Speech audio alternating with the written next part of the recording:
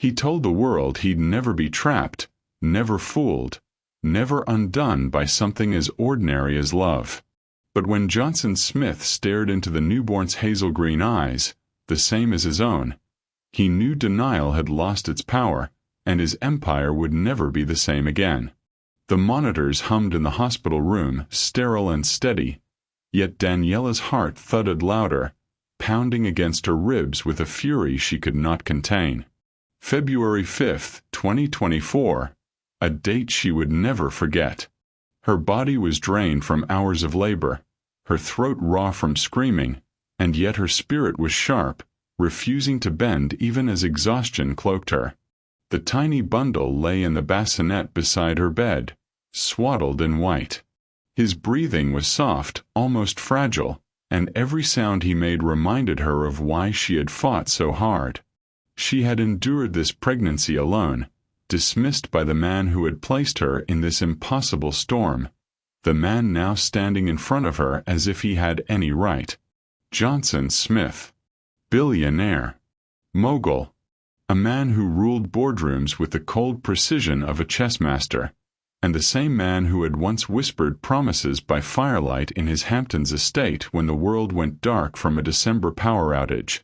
She remembered the way his walls had crumbled that night, the way his hand had trembled when it reached for hers, the way vulnerability flickered in his eyes before he buried it beneath arrogance once again. He was two men, the titan and the terrified boy beneath.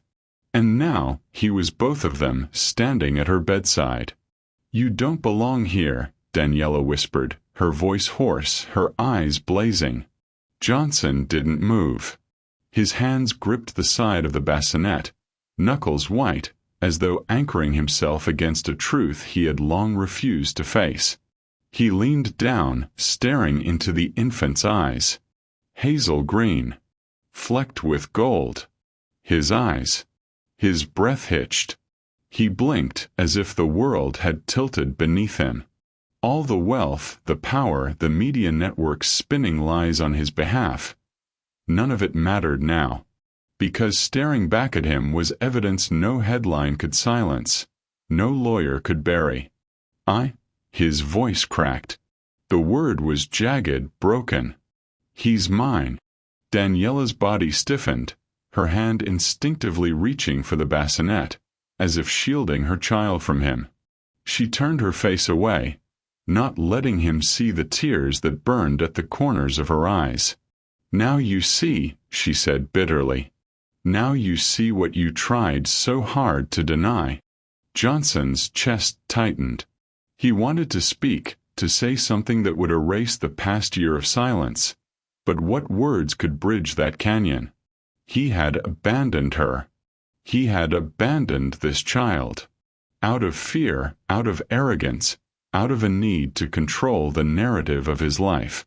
And yet here was the truth, swaddled in white, breathing softly, defying the empire he had built on denial. The room was silent, save for the steady beep of the monitors. Outside, New York carried on as if nothing monumental had occurred within these four walls.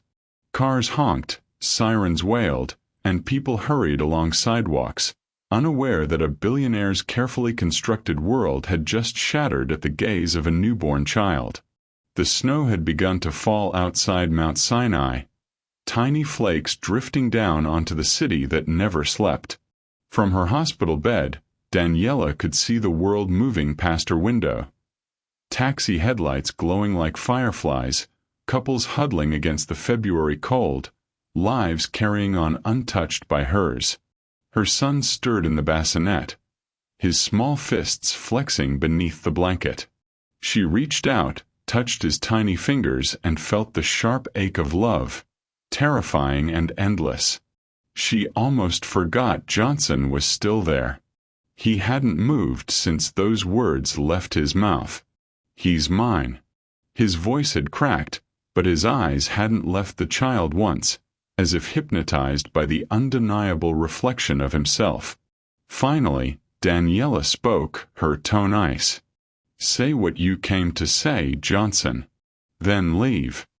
He blinked, startled by her sharpness, but recovered quickly. His entire life had been about composure, about never letting anyone see him falter. I didn't come to fight. I came because I had to see him. And now you have. She didn't look at him. You can go back to your towers and scandals and lies. His jaw clenched. He was used to being obeyed, deferred to, begged from. Daniella's defiance had always unsettled him. It was why he'd been drawn to her in the first place, why he couldn't forget the fire in her eyes when she stood up to him years ago. I'm not leaving, he said firmly. Her head snapped toward him, fury burning. You left me a long time ago.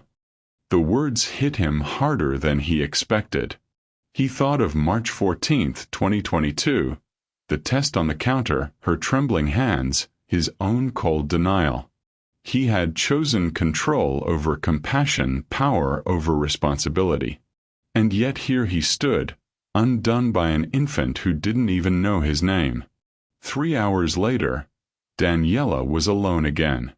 Johnson had finally left after promising, no, insisting that he would return the next morning. She didn't believe him. He'd promised things before. Promises were cheap in his world. Her mother came in, weary from the bus ride across Brooklyn. She held Daniella's hand, kissed her grandson's forehead, and whispered blessings over him. He has your strength, her mother said softly. Daniella smiled faintly, though her eyes were heavy. And his father's eyes. Her mother gave her a look. Half warning, half pity. Eyes don't raise a child. You do. Meanwhile, across town, Johnson sat in his penthouse staring at the skyline.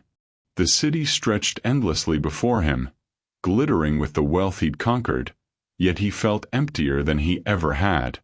His phone buzzed constantly. Lawyers, board members, journalists, all clawing for his attention. The scandal over his company's land acquisitions hadn't died down. Regulators were circling. Investors were jittery. He was fighting wars on all fronts. But all he could see were those hazel-green eyes. His eyes. For the first time in his career, Johnson Smith was paralyzed. If you're enjoying this story, click subscribe, like this video, and comment what time it is that you're watching this video. Now, let's get back to the story. The next morning, Daniella was discharged. She held her son close as a nurse wheeled her to the hospital entrance. Outside, the February air cut through her coat, but she welcomed it. Fresh air meant freedom. And then she froze. A black car idled at the curb. A chauffeur stepped out, holding the door open. Johnson emerged, immaculate in a tailored suit despite the early hour. Get back inside, Daniella hissed to the nurse, clutching her baby tighter. Johnson raised a hand, his voice calm but commanding. Daniella, please. Let me take you home. You've done enough, she snapped. It's not safe for you to take the subway like this. He gestured at the baby. At least let me. No, her voice cut through the air like glass. We're not your problem. But before she could move, her mother touched her arm. Let him drive us, Daniella. For the baby. Daniella hesitated. The thought of stepping into his car felt like surrender. Yet her son stirred against her chest, and practicality won. With a sharp exhale, she allowed the nurse to wheel her forward. Johnson's eyes softened for just a moment as she passed him. Thank you, he murmured. She didn't reply. The ride back to Brooklyn was silent, except for the baby's soft breathing. Johnson sat across from her, his posture rigid, his eyes studying every detail of the child. Daniella could feel the weight of his gaze and hated herself for noticing. When the car pulled up outside her apartment building, a crumbling brownstone with peeling paint, Johnson's brows furrowed. You live here. His tone carried disbelief. She glared at him. Not all of us have penthouses, Johnson. He opened his mouth to argue but stopped. His empire had made him blind to realities like this. For Daniella, survival was a daily war. And she had fought it without him. He reached for his wallet. I can. If you try to hand me money, I swear I'll throw it back in your face. He froze. No one spoke to him like this. Not CEOs, not senators, not even his rivals. But Daniella always had. And it was infuriating and intoxicating. That night, Daniella rocked her son to sleep in their small apartment. Shadows stretched across the cracked walls, and the radiator hissed unevenly. She whispered lullabies, her voice trembling but steady. She thought of the future, of the DNA test she demanded, the one that had revealed more than she bargained for. Johnson's rare hereditary condition, a secret that could ruin him if exposed. The leverage terrified her, but it also gave her power. And for the first time since that night by the fireplace in December 2021, Daniella realized she wasn't the powerless one anymore. She kissed her son's forehead. We'll be okay, she whispered. With or without him. Outside, a car idled again. Watching. Waiting. And Daniella knew the war was only beginning. Snow blanketed New York in the days following Daniella's discharge from the hospital, a sharp reminder that February had no mercy. Brooklyn's sidewalks were slick with ice, and steam rose from manholes like ghosts drifting between the brownstones. Daniella moved cautiously, cradling her son against her chest as she navigated the cracked steps leading to her apartment. Inside, the world was warmer, but hardly comforting. The radiator clanged sporadically, struggling against the bitter cold. The nursery she had painstakingly pieced together from second-hand furniture glowed faintly under the light of a single lamp. A crib stood beside her bed, its chipped paint hidden beneath a fresh coat of white. A basket of hand-me-down clothes sat in the corner. It was modest, imperfect, but it was hers, and hers alone. Or at least it had been. Because Johnson Smith refused to vanish. Every morning since the hospital, a sleek black town car had appeared across the street. Sometimes he got out, sometimes he didn't, but the presence was constant, undeniable. His world of penthouses, private jets, and boardrooms had suddenly invaded hers, and there was no wall high enough to keep it at bay. On the third day, she finally snapped. She yanked the curtain aside, caught sight of his silhouette in the back seat, and stormed downstairs. Snow crunched beneath her boots as she approached the idling car, fury burning through exhaustion. The driver stepped out immediately. Miss Harris. Move. The man hesitated, then obeyed. Daniella yanked the door open. Johnson sat inside, immaculate as ever, his coat perfectly tailored, his hair impossibly neat. You're stalking me, she hissed. I'm protecting my son, he replied evenly. Her laugh was bitter. Your son. You denied him for 9 months. You denied me. You don't get to play hero now. Johnson's jaw tightened. I made a mistake. She leaned in closer, her eyes sharp as glass. No, Johnson. A mistake is forgetting to return a call. A mistake is misplacing your cufflinks. You abandoned us. That's not a mistake, it's a choice. For a moment, the billionaire titan looked like a boy cornered. But then he straightened, slipping back into the armor of power. You're not safe here, he said quietly. The paparazzi know. The whispers have already begun. Do you really want your child raised in a building where anyone can knock on your door with a camera? Her breath caught. She hated that he was right, but she hated more that he knew it. By the end of the week, the whispers had turned into roars. A grainy photograph splashed across the cover of the New York Post. Billionaire's hidden heir? Who is the mystery woman from Brooklyn? The picture showed Daniella carrying her baby into her apartment. Her face partially shadowed, but recognizable enough. Her phone exploded. Old friends, distant relatives, even strangers reached out, some with pity, others with venom. The diner where she'd worked part-time suddenly became a circus, reporters hovering outside the glass windows. Johnson, of course, handled it differently.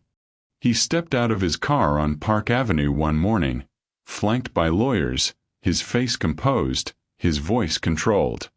"No comment," he said to every question.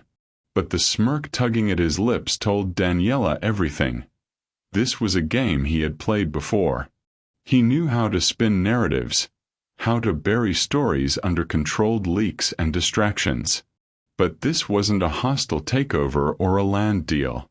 This was her life, her child, and she wasn't about to let him rewrite it. That night, Johnson showed up at her apartment unannounced. No cameras followed him this time.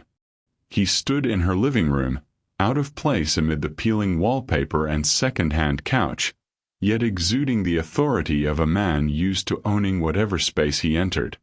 "I can fix this," he said simply. Daniella folded her arms. "You can't fix what you broke." "I can protect him. Both of you." Her laugh was sharp.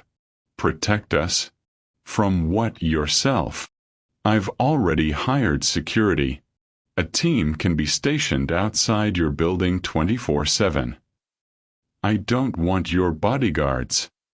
Then move into one of my properties. I'll give you the townhouse in Tribeca. It's private, secure. And what?" Her eyes blazed. "I live in your gilded cage while you parade us around as your dirty secret?" His silence was an answer. "You think you can buy everything, Johnson. But not this. Not me. Not him." For the first time, his composure cracked. "I don't want to buy you, Daniella. I don't want to lose him." The confession hung in the air, raw and unguarded. And for a fleeting second, Daniella almost believed him. Across town, in a glass-walled office high above Midtown, another man studied a document with narrowed eyes. Charles Reddington, Johnson's rival in real estate, had paid handsomely for the leak. A DNA report, discreetly delivered by a lab technician who had recognized the name Smith. He scanned the results, his lips curling into a thin smile. Not only was the child biologically Johnson's, but the test confirmed the presence of a hereditary condition, a rare, degenerative disorder Johnson's family had concealed for generations. Charles closed the file with deliberate care. Information was power, and in the world of billionaires, power was currency deadlier than cash. Johnson Smith was no longer untouchable, and Charles intended to strike where it hurt most. Back in Brooklyn, Daniella rocked her son to sleep. The city's noise hummed faintly through the thin walls, but inside the room, the world was quiet. She traced a finger across her baby's cheek. "You're mine," she whispered. "No matter what he says, no matter what they print, you're mine." Yet her mind replayed Johnson's words. "I don't want to lose him." She hated how they unsettled her. Because for all her fury, for all her righteous anger, she couldn't deny what her son's eyes already revealed. He was both of them. And no amount of denial could erase that truth. Her phone buzzed on the nightstand. Another headline alert. Another photograph. Another reminder that her life was no longer her own. She silenced it quickly, pressing her lips against her son's forehead. But she couldn't silence the fear growing inside her. Fear that Johnson wouldn't stop until he had what he wanted. Fear that the world would devour her child before he even learned to walk. And most of all, fear that if she wielded the truth she now held, if she exposed Johnson's secret condition, she would destroy not only his empire but her son's future. The war had begun, and Daniella Harris knew she would have to choose her battlefield carefully. The baby stirred, his tiny fists flexing as if he, too, sensed the storm waiting outside their door. Daniella held him tighter, rocking slowly in the chair. "Don't worry, love," she whispered. "No one will take you from me. Not your father. Not his world. Not anyone." But even as she said it, headlights flashed outside her window. A car idled, its engine humming. And this time it wasn't Johnson's. The first hints of spring should have brought relief to New York. By late March 2024, the snow had melted into gray slush along the curbs, and Central Park showed the faintest blush of green. Yet for Daniella Harris, the world felt colder than it had in the dead of February. Reporters crowded outside her apartment every morning now, their voices a chorus of barbed questions. Did Johnson Smith abandon you? Is the baby his? Are you planning to sue? Cameras flashed when she stepped outside, blinding her as she carried her son in a stroller shielded with a blanket. Her neighbors whispered, their stares sharp and judgmental. The diner fired her quietly, citing too much attention, but really just wanting to avoid the circus. Groceries became a nightmare, strangers lifting their phones for photos, some offering fake sympathy, others spewing venomous jealousy. She had once been invisible in this city. Now she was infamous, and the center of it all lay sleeping in her arms most days, unaware of the storm his very existence had unleashed. Across Manhattan, Johnson Smith fought a war of his own. In the glass towers of Midtown, his empire quaked. The Wall Street Journal ran a blistering expose. Smith Holdings under federal investigation. The Securities and Exchange Commission probed land deals stretching back a decade. Stockholders panicked. His board demanded answers he couldn't provide. And then Charles Reddington struck. A carefully timed leak landed in Bloomberg, a suggestion, veiled but cutting, that Johnson's empire was not just morally corrupt but genetically fragile. The whispers of his hereditary condition, long buried in medical confidentiality, had begun to surface. At first, Johnson dismissed it. He had survived worse. But the whispers grew into headlines, and the headlines into late-night talk show fodder. Is the empire of Smith built on sand? For the first time in years, Johnson felt his grip slipping. And worse, he felt it slipping not just in boardrooms, but in Daniella's presence too. On April 2nd, Johnson arrived at her apartment uninvited, flanked not by bodyguards this time but lawyers. "We need to talk custody," one of them said, voice clipped. Daniella's blood boiled. She stood in the doorway, her son balanced on her hip, staring at Johnson with a fury that could have burned the city down. "You send your sharks to my door now," she spat. Johnson raised a hand, silencing the lawyer. His expression was unreadable. "I just want what's best for him." Her laugh was bitter. "What's best for him? Best for him is a mother who didn't abandon him before he was born. Best for him is safety, not being paraded around as your PR stunt." The baby stirred, fussing against her shoulder. Daniella rocked him gently, never breaking her glare. Johnson's composure faltered. "I'm not trying to parade him. He exhaled, running a hand down his face. "I don't want to lose him." "Then you shouldn't have lost me." The words hit harder than any headline. For the first time, Johnson had no retort. He turned, muttered something to his lawyers, and left. But Daniella knew this was only the beginning. By mid-April, the pressure cracked her. One afternoon, she ducked into a grocery store, desperate to grab formula. Paparazzi followed her inside, shouting questions. A flash went off too close, and her son wailed in fear. Daniella shoved past them, clutching him protectively. And then chaos. A man in the crowd lunged forward, trying to yank the blanket from the stroller for a photo. Daniella screamed. The stroller tipped dangerously, her baby crying louder. Before she could react, strong arms caught the stroller. Johnson. He had been there, trailing the paparazzi at a distance.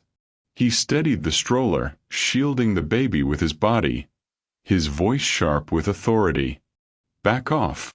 The store erupted, security rushing in, reporters scattering.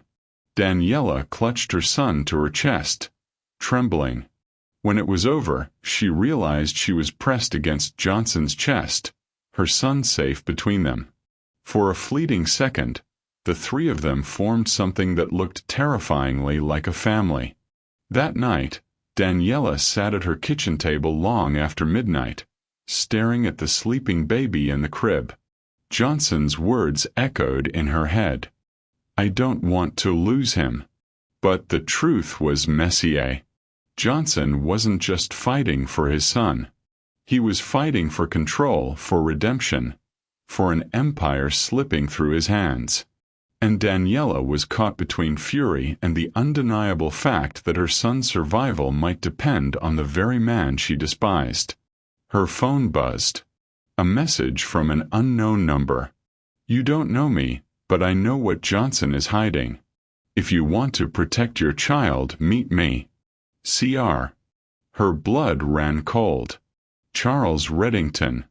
She had heard the name whispered in boardrooms, seen it in headlines. If he knew Johnson's secret, it meant her baby was already a pawn in a game bigger than either of them. She looked at her son, his tiny chest rising and falling, and whispered, What am I supposed to do? On April 20th, the breaking point arrived. A custody summons arrived at her door, signed by Johnson's lawyers.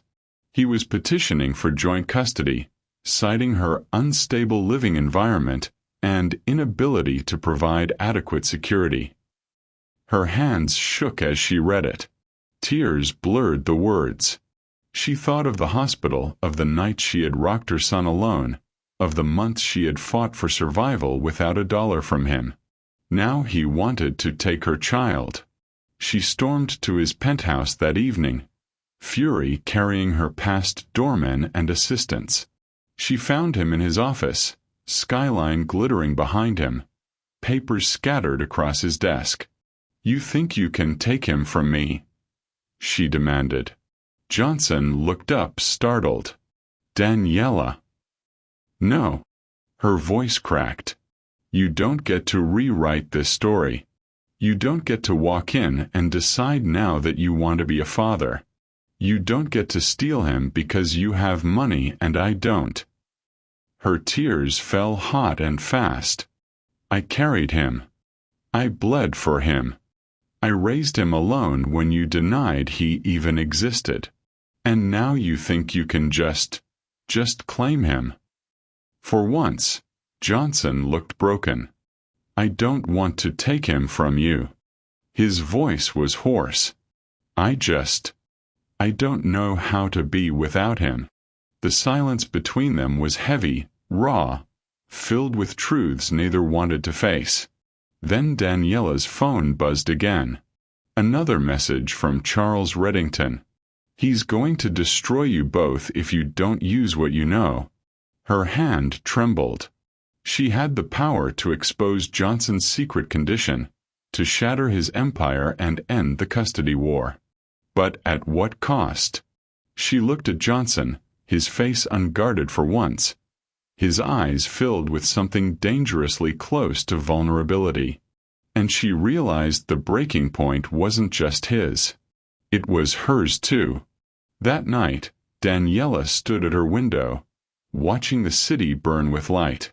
Her son slept peacefully in his crib, unaware of the storm brewing. Johnson was unraveling. She was unraveling. And between them lay a child who deserved better than a war. Her phone buzzed once more. Tomorrow. Meet me. Or lose everything. She held her son tighter, whispering, "I'll protect you. Whatever it takes."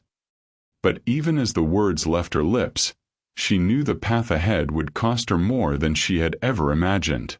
The cafe on West 32nd Street was quiet, dimly lit, and smelled faintly of roasted beans and damp wood. Daniella arrived just after dusk, the baby cradled in her arms. She hadn't wanted to bring him, but the thought of leaving him behind, even with her mother, felt unbearable. Charles Reddington was already there, sitting in the corner booth with a glass of scotch sweating on the table. He looked nothing like Johnson. Where Johnson was sleek and polished, Charles was sharp-edged, his face lined from years of ruthless boardroom battles. He smiled when he saw her. It wasn't kind. "Ms. Harris," he said smoothly. "And the heir himself." His eyes flicked to the baby, calculating. "Beautiful child." Daniella tightened her grip. "Why am I here?"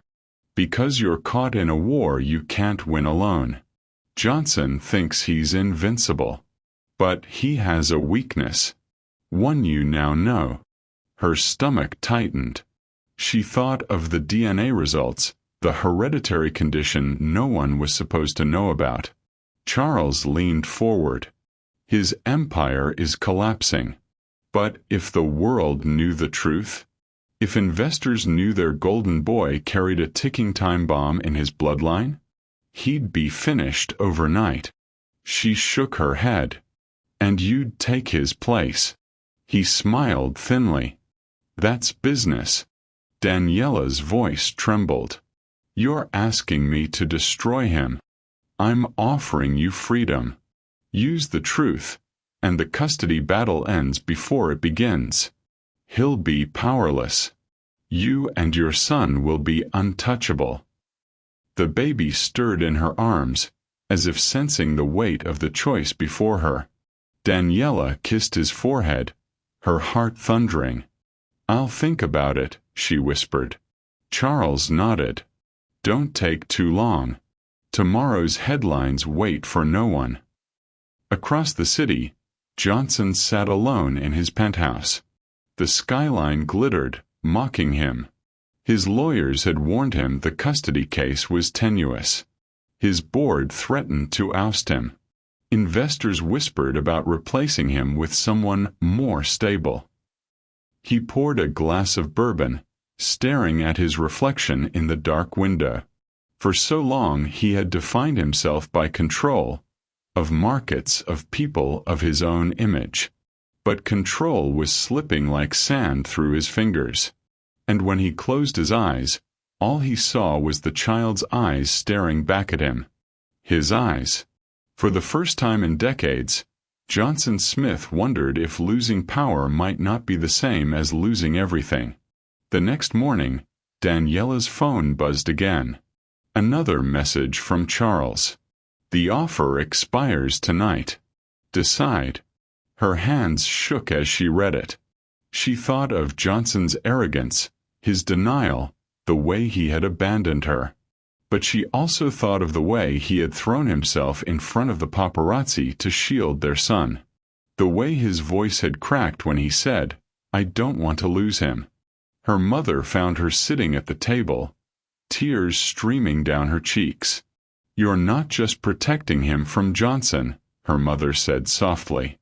"You're protecting him from becoming a weapon in a war that isn't his." Daniella looked at her son, who gurgled innocently in his bassinet. And she knew her mother was right. She couldn't destroy Johnson, not without destroying her child's chance at a future where his father wasn't just a headline.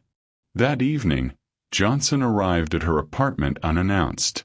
No lawyers. No cameras. Just him. "We need to talk," he said quietly. She let him in, wary but exhausted. He looked around the small living room, then at the baby sleeping in the crib. His voice cracked.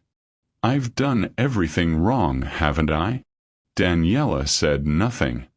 "I thought money could fix it. That power could erase the mistakes. But none of it matters.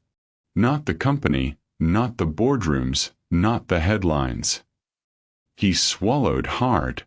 "All that matters is him. And you." She turned sharply. "Don't say that unless you mean it." "I do." His eyes burned with an honesty she hadn't seen since that night by the fireplace years ago. "I'll walk away from it all if I have to. The company, the money, the fight. I'll give it up. I don't want to lose him. Or you." Her breath caught. For once, Johnson Smith, the untouchable billionaire, looked like a man stripped bare. And she realized the power had shifted.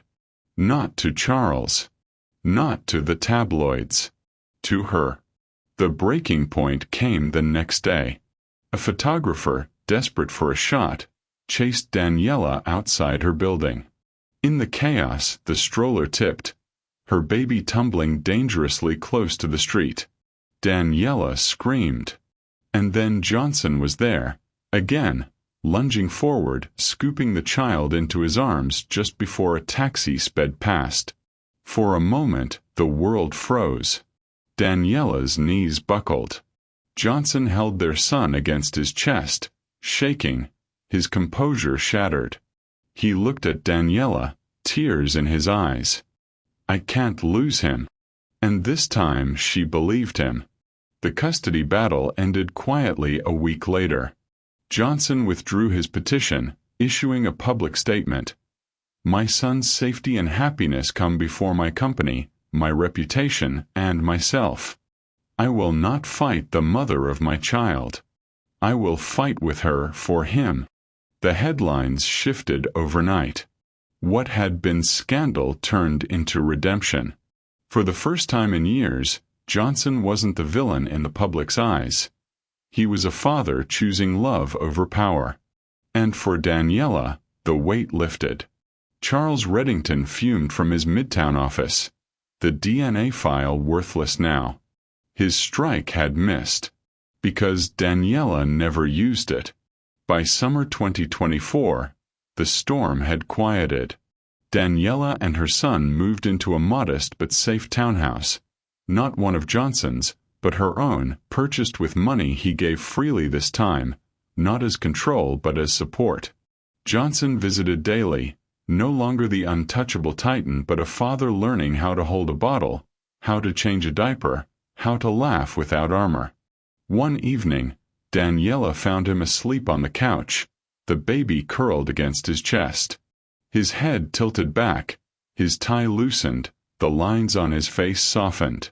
For the first time, she saw not the billionaire, not the betrayer, not the man who had denied her. She saw a father.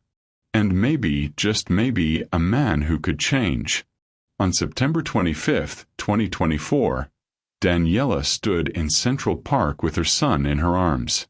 Johnson stood beside her, watching as the baby laughed at the pigeons fluttering across the grass. "He has your smile," Johnson said softly. "And your eyes," she replied. The baby turned, his hazel-green gaze catching both of theirs. And in that moment everything else, the scandals, the battles, the secrets, faded. Because the truth was in those eyes. Undeniable. Irrefutable. And stronger than all the shadows that had threatened to tear them apart. Daniella looked at Johnson, her voice steady. "We'll make this work. For him." Johnson nodded, his hand brushing hers. For him. And for the first time the war was over. What remained was something fragile, imperfect, but real. A beginning. Thank you for watching this story to the end. If you enjoyed this story, you will surely love the next one. It's as crazier and more intriguing as you can ever imagine, so do check it out. Click on the image showing on your screen right now to watch the next one. Don't forget to subscribe, and I'll see you in the next one. Bye for now.